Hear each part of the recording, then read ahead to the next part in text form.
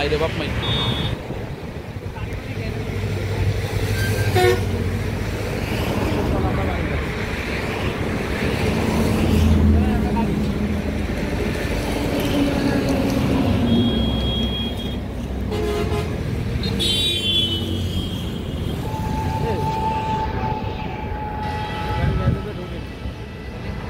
কারণ কি চিন্তা কর, ওই গাড়ি যখন ঘুরে গেল আমরা এখানে আসলাম না, আমরা আসার পরে এই গাড়ি উঠেছি নাকি ঠিক বলবো।